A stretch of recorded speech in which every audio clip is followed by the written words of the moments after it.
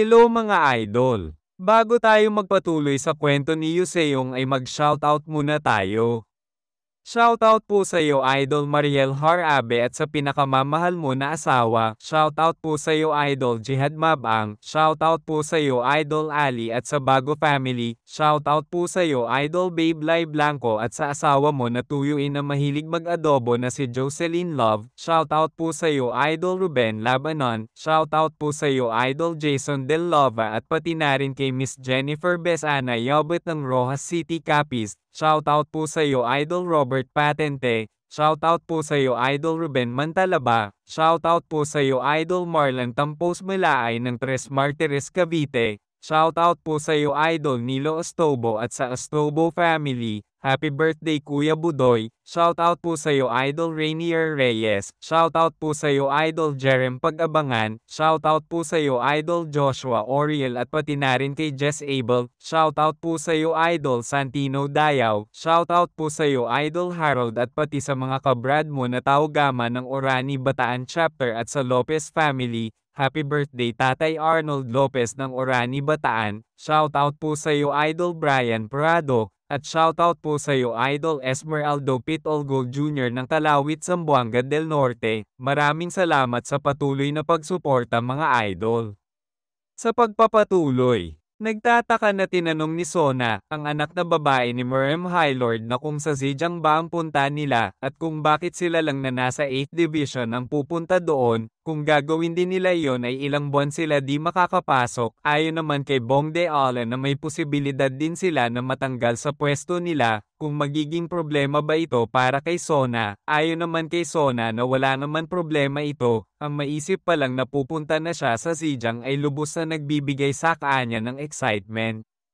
Tinanong ni Sona si Bongde Allen na kung bakit siya ang pinili nito. Ayon naman kay Bongde Allen na dahil si Sona ang anak na babae ng Merem Highlord, hindi na lang makapaniwala si Demonggi kung paano nagagawang masabi lang iyon ni Bongde Allen ng basta-basta. Nakangiti naman na sinabi ni Sona na gagamitin lang pala siya ng mga ito. Subalit okay lang iyon sa kanya at tinanong niya kung ano ang purpose ng lahat ng ito. Ayon naman kay Bongde Allen na siya at si Demonggi ay hindi magiging sapat upang makumbinsi si Chancellor Bongnam at ang Merem Highlord na umaksyon na sa sitwasyon na meron ngayon. Ngunit ang mga bagay ay magiging iba para sa anak na babae ng Merem Highlord. Tinanong naman ni Sona na kung pupunta siya sa Zhejiang ay sa tingin ba nito na gagawa ng aksyon ang Merem Highlord. Mukhang hindi nito lubos na kilala ang kanyang ama. Ang Merem Alliance ang pinaka-prioridad ng kanyang ama kaysa sa ano paman. Kilalang kilala na ang Merem Alliance at ang Imperial Family ay hindi nakikialam sa isa't isa. Tanging ang mga mag-aaral sa Higher Institute of Merem ang maaaring makipagtulungan sa mga kahilingang iyon kapag sila ay naging matanda na. Maliban na lamang kung sila ay mga mandirigma ng Imperial Family, ito ay maituturing na pakikialam sa bawat gawain ng bawat isa. At kung babanggitin pa ito, nakonsidere din ba ni Bongde Allen na ang Senado ay palaging nakabantay sa ginagawa ng Merem Highlord? Sa tingin ba nito na ang kanyang ama ay susulong sa mapanganib na sitwasyon para lamang umaksyon sa sitwasyon sa Zhejiang? Ayon naman kay Demonggi ay nakadepende naman ito kung paano titignan ang sitwasyon. Maaari itong ituring na pagpapanatili ng balanse. Sa halip na panghihimasok, dagdag naman ni Bongde Allen na ang anak na babae ni Merem Highlord ay sapat ng katwiran para kumilos ang matatanda na iyon. Sinabi naman ni Sona na sandali lang, hindi naman siguro sila susugod agad ng walang plano at ilalagay ang kanilang sarili sa panganib. Ayon naman kay Demonggi na papunta sila sa isang larangan ng labanan, baka magkaroon sila ng ilang salungatan o makasalubong ng mga kalaban. Sinabi naman ni Sona na ang rason lang naman kaya siya sasama ay para makakuha ng impormasyon patungkol sa Hawkspear Sect at hindi ang lumaban. Napatahimik saglit si Sona.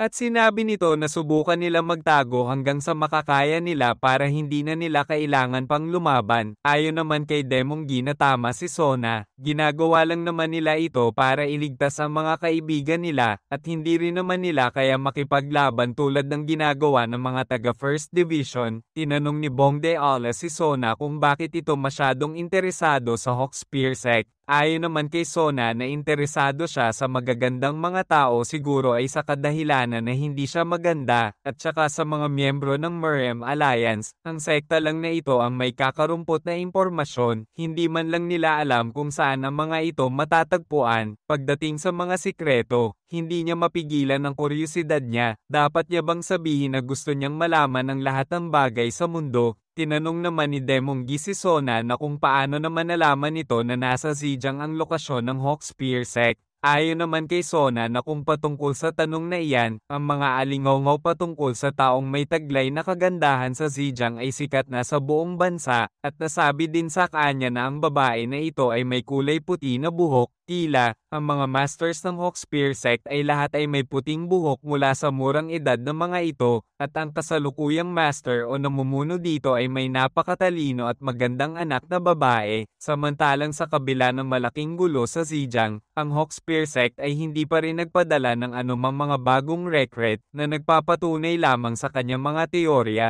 Napapatahimik na lang si Bongde Ala dito. Ayon naman kay Sona na mukhang hindi pa rin nakukuha ng mga ito ang mga sinabi niya. Sinabi naman ni Demonggi na kaya't inipon nito ang lahat ng iba't ibang uri ng impormasyon na ito upang mapagtanto na ang Hawkspear sect ay nasa Zhejiang at ang magandang babae na ito ang magiging susunod na pinuno ng sekta. Napapawaw na lang si Bongde Ala rito. Ayon naman kay Sona na ang lahat ng tao ay nakikinig sa mga chismis, ngunit karamihan sa mga tao ay naaalala lamang ang mga bagay na kinagigiliwan ng mga ito. Kahit narinig na ito ng mga tao noon pa man, iilan lang siguro ang nakakaalala patungkol dito.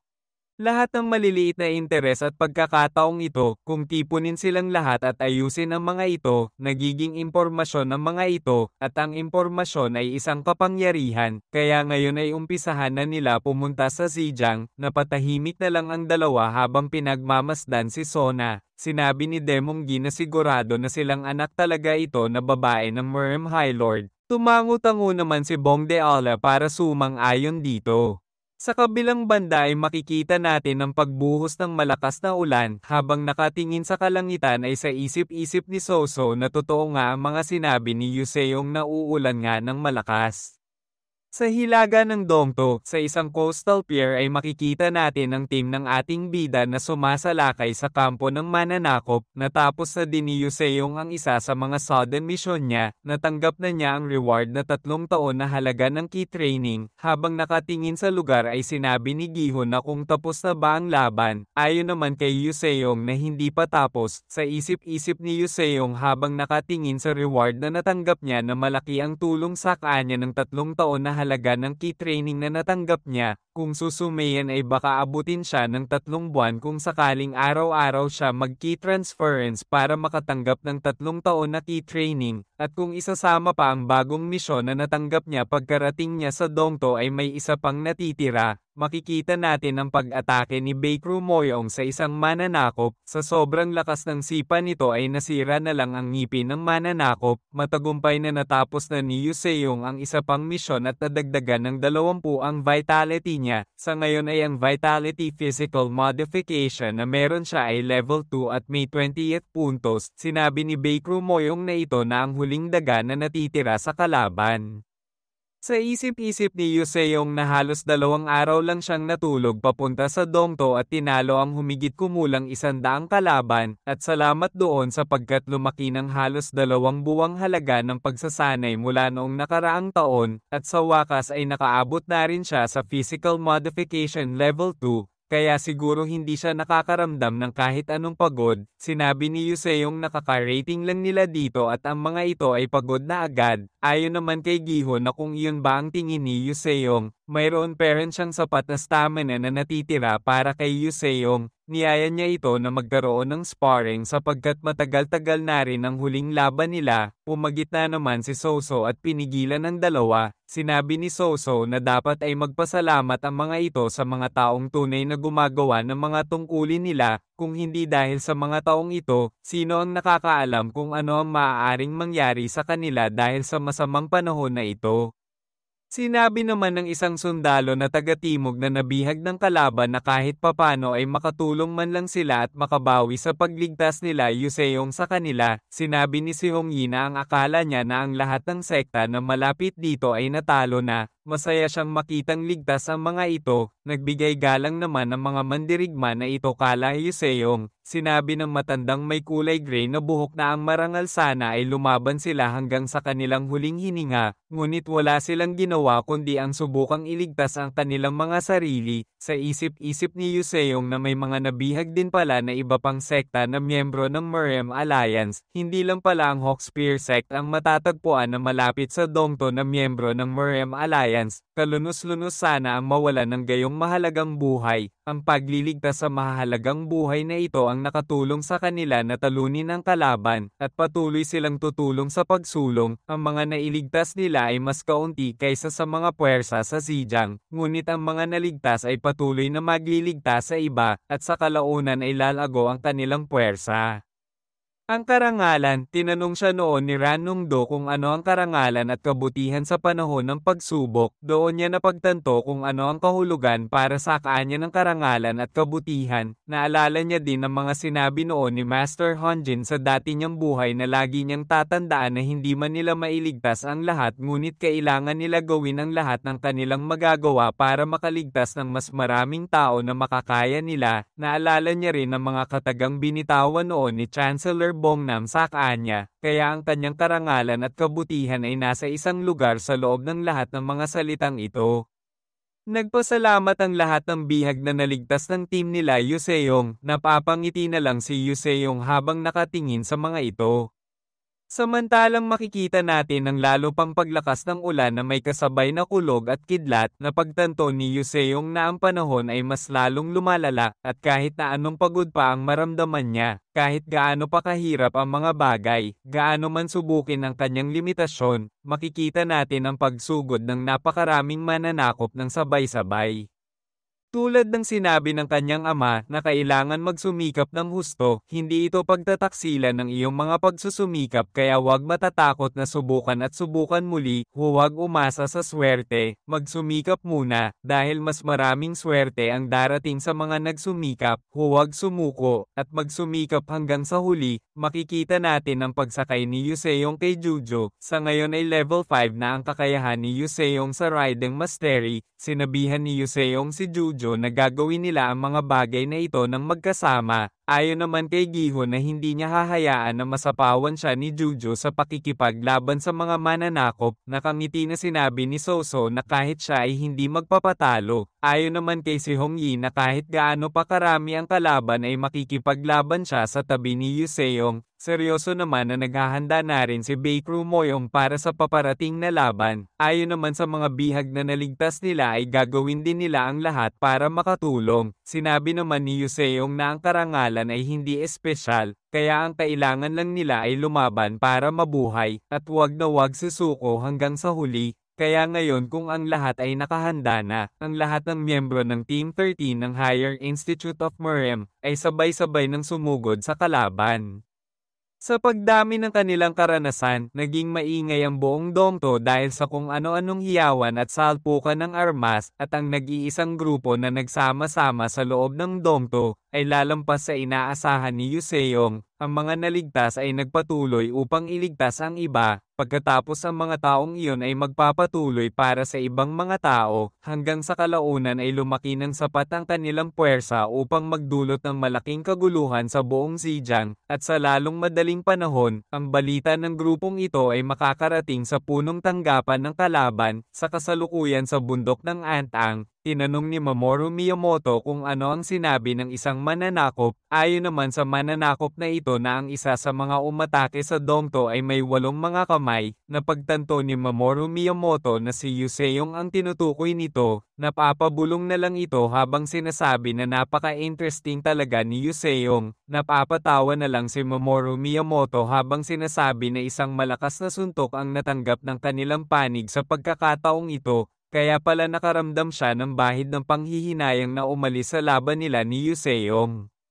Sa kabilang banda sa bundok ng Antang, sinabi ni Naoshish Konishi na parang hindi pa sapat ang pag-atake sa Dongto. ngunit maging ang kanilang mga supply base ay inaatake din ng mga little demons. Ayon naman kay Hiyoshi Edogawa na iyon siguro ang dahilan kung bakit hindi dumating ang mga supply nila kamakailan. Ito ay malaking problema para sa kanila. Wala na silang sapat na pagkain at kapag nagpatuloy ang ganitong sitwasyon ay hindi sila tatagal ng ilang araw sa digmaan na ito. Pahabol pa ni Hiyoshi Edogawa na kailangan nilang hatiin ang kanilang mga puwersa at ipadala sila sa mga supply base para protektahan ng iba pang mga supply. Papuntahin na rin nila si Mamoru Miyamoto sa Domto, napalingon si Naoshi Shikonishi, at sinabi niya na kahit gaano pa karami ang sundalo nila sa kasalukuyan, walang paraan na mahahati nila ito. Hihilingin niya na lang kay Mamoru Miyamoto na bantayan ang mga supply. Kailangan na nila sumugod sa Hangzhou bago pa mahuli ang lahat, at para naman sa lugar ng Domto ay si Kagawa ito na ang bahala doon bilang isang maalamat na archer ng Eastern Islanders. Sa kabilang banda ay makikita natin ang mga mananakop na lahat ay bumagsak na. Habang nakatayo ang mga bida ay makikita natin sa mga ito ang sobrang pagod sa pakikipaglaban. Hindi na lang nakayanan pa ni Baekru Moyong ang pagod kaya napapaluhod na lang ito. Sa isip-isip nito ay sa wakas ay natapos din. Masyado na siyang napagod sa lahat ng pakikipaglaban nila ngunit nakikita niya si Yuseong na kung titignan ay parang hindi pa ito pagod. Napapansin niya din na mas lalo pa itong lumalakas pagkatapos ng mahabang pakikipaglaban nila. Napagtanto niya din na pagdating sa stamina ay walang sino man ang makakapantay dito.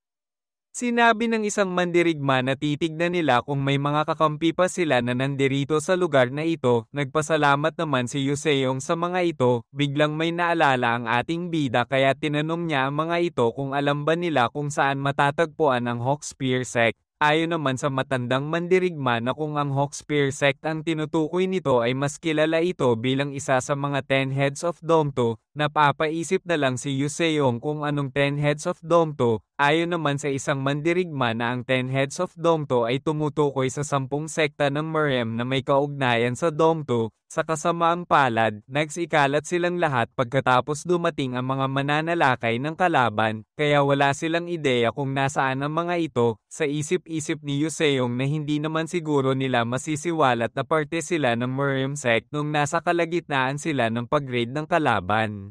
Ngunit sigurado siya na ligtas ang mga ito dahil si Baekru Moyong na isa sa mga traidor na 5 Monkey ang patunay dito dahil si Ryohecho ng Hawkspear Sect ay magiging asawa ni Baekru Moyong sa hinaharap at sa pamamagitan ng pagkikita ng dalawa ay makukuha din nito ang isa sa mahimalang phenomenon base sa libro ng 5 Warlords of the Monkey. Sinabi ng matandang mandirigma na ang Hawkspear Sect ang pinakakilalang sekta sa lahat ng nabibilang sa 10 Heads of Domto. Gayunpaman, dahil sila ang mga tagapagtanggol ng lugar sa paligid dito, sila ang naging pangunahing target ng mga kalaban na Japanese, hindi na nila alam kung may nakaligtas ba sa sektang ito. Nagulat naman ang lahat ng may nagsabi na ang Hawkspear Sect ay ligtas, napalingon silang lahat sa taong umaakyat. Ang nagsasalita pala ay ang matandang babae na niligtas ni Yuseong at habang inaalalayan ito ng anak niya ay sinabi nito na kahit namatay na ang pinuno ng Hawkspear Sect, ang anak nitong babae at ang iba pang miyembro ng 10 Heads of Domto ay nanatili peren buhay. Ayon naman sa anak na babae na nagtatrabaho sila bilang katulong sa Hawkspear Sect, ang lugar ay kadalasang nawasak ng mga mananakop, ngunit may mga taong nakaligtas at nagtago sa mga bundok at mga kuweba at nakipaglaban sa kaaway saan man nila magagawa. Sinabi naman ng matandang babae na bagamat hindi ito gaanong naging halaga sa huli, ilang araw na ang nakalipas, ang kaaway ay sumulong pa sa Zhejiang. Bagamat nakalulungkot para sa natitirang bahagi ng Zhejiang, lumikha naman ito ng pagkakataon para sa Domto. Kaninang umaga, si Ryohecho, ang anak na babae ng pinuno ng Hawkspear Sect, ay tinipon ng mga natitirang puwersa at sinugod ang mga tanggapan ng Domto Prefectural. Sa mga panahong iyon ay natuklasan ang kanilang kuweba na pinagtataguan, at sila ay nahuli. Sa isip-isip nila Yuseong na nangyari ito kaninang umaga pa lang. Makikita natin ang patuloy na paglakas ng ulan sa lugar naman ng ikasyam na mga prefectural na tanggapan ng Domto. Makikita natin si Ryohecho na pagod habang nakakagat sa labi sa sobrang inis ay sa isip-isip niya na kapag nasa gilid ka ng isang bangin, magtiwala na isa sa dalawang bagay ang mangyayari. tataas ang lupa kung saan ka makakatayo, o ikaw ay sisibol ng mga pakpak at magagawa mong lumipad. Makikita natin ang paisa-isang pagkamatay ng mga kasamahan niya. Sa isip-isip niya na masyado siyang naging pabaya para hindi maisip na isa pala itong patibong para sa kanila. Makikita natin ang pag-atake ng isang kalaban. Napansin naman ito ni Ryohei-cho, kaya nagawa niyang maiwasan ng pag-atake na ito. Sinabihan niya ang lahat na maghiwa-hiwalay. Sinang-ayon na naman ito ng kanyang mga kasama. Habang nakatingin sa malayo ay sa isip-isip ni Ryohei-cho na wala na dito ang pangunahing puwersa ng kalaban ngunit hindi pa rin nila magawang makapasok. Napapaisip na lang siya kung inaasahan na ba sila ng mga ito. Kakaunti pa lang ang mga kalaban na kailangan nilang kalabanin hanggang sa makapasok sila ng malalim sa kampo ng kalaban. Ang akala niya ay panalo na sila sa lahat ng oras na ito. Ngunit sa sandaling napapalibutan sila ng mga pader na bato kung saan mahirap para sa kanila na makatakas, lahat ng mga mamamana na nakahanda para sa pag-ambush ay nagsimulang sumalakay na sa kanila. Siguro ay mayroong isang taong bihasa sa mga taktika ng militar sa lugar na ito. Tinanong ng isang kasamahan ni Ryohei-cho kung ano na ang gagawin nila kapag nagpatuloy pa ang ganito ay mauubos sila, kung sa tingin ba nito ay dapat ay umatras na muna sila. Ayon naman sa isa pang kasamahan ni Ryohei-cho na ito ay isa pang bitag ng mga kasumpa-sumpang mga mananakop, subalit di na nito natapos ang sasabihin niya nang biglang maraming pag-atake ng pana ang tumama sa kanila. Napapasigaw na lang si Ryohei-cho habang tinatawag ang pangalan ni Master Gong. Habang nakatingin kay Master Gong ay sa isip-isip ni Ryohei-cho na walang garantiya na maaari nilang mapigilan ang mga arrow. Kahit na ikaw ay isang mandirigma, kung ang mga arrow ay mas mabilis o mas malakas kaysa sa iyong mga kamay, ikaw ay mamamatay. Ngunit hindi ito naangkop sa bihasang mandirigma tulad ng Sun Hyul-gong, ang master ng Common Sea-sect. Hindi siya isang tao na, sa ilalim ng normal na mga pangyayari, ay dapat mamatay sa mga arrow. Subalit namatay ito nang walang kalaban-laban, isang bagay na tiyak na alam na nila ngayon at ito ay mayroong isang master-level archer ang mga kalaban. Ang taong ito ay ang tumitira sa napakataas na tore, subalit nagulat si Ryohei-cho nang makitang nawala ang taong ito. Sinabi ng misteryosong archer na kung si Ryohei-cho ba ang bagong pinuno ng Hawkspear sect, sa tingin niya ay may magandang muka ito. Binabati niya rin ito sa ginawang pagsubok na umatake sa kanila. Palagi silang handa sapagkat alam nila na susugod ang mga ito sa Dongto. Hindi na lang makapaniwala si Ryohei-cho kung paanong nakalipat agad ang misteryosong archer sa taas nila. Ayon naman sa misteryosong archer na sinong mag-aakalang aatake din ng mga ito sa daungan, hindi niya akalain na marami pa pala silang natitirang buhay. Napapaisip na lang si Ryohei-cho kung ano ang pinagsasabi nito. Malakas naman na tumatawa ang misteryosong archer habang sinasabi na kung gaano kaawa-awa ang mga ito, kung mayroon itong mga mandirigma na sapat na makapangyarihan upang talunin ang kanilang mga puwersa sa baybayin, dapat ay dinala ni Ryohei-cho ang mga ito dito. Isa talaga itong inutil. Napapaisip na lang si Ryohei-cho kung sinong malalakas na mandirigma ang tinutukoy ng misteryosong archer. Hindi niya maintindihan masyado ang pagsasalita nito ng lingwahe nila, kaya hindi siya sigurado kung naintindihan niya ng tama ang lahat ng sinabi nito. Ngunit isang bagay lang ang tiyak, sinabihan ni Ryohei-cho ang lahat na tumakbo at umalis na sa lugar na ito. Sa isip-isip niya na wala na silang oras para mag-alinlangan pa. Sa pagkamatay ni Master Gong, ang buhay ng mga mandirigmang ito ay nakasalalay na sa mga kamay niya. Naghanda na si Ryohei-cho ng isang pag-atake at ginamit niya ang Hawkspear sect. Soaring spear style. Kapag nasa gilid ka ng bangin, magtiwala na isa sa dalawang bagay ang mangyayari.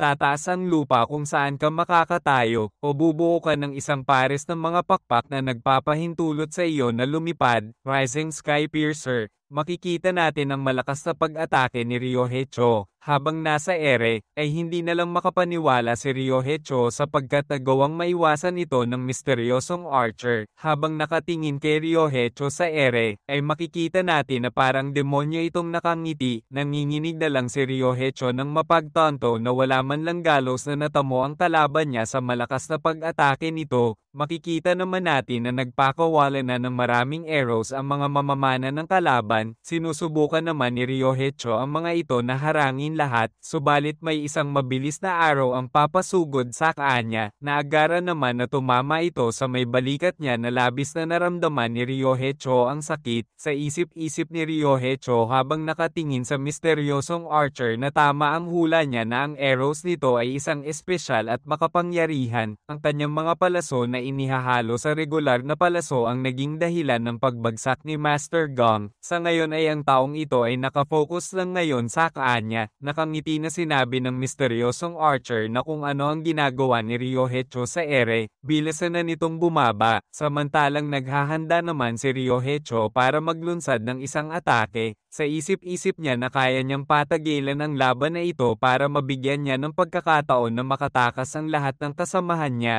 Nagtataka na lang ang misteryosong archer nang makitang papunta sa ibang lugar ang pag-atake ni Ryoheicho.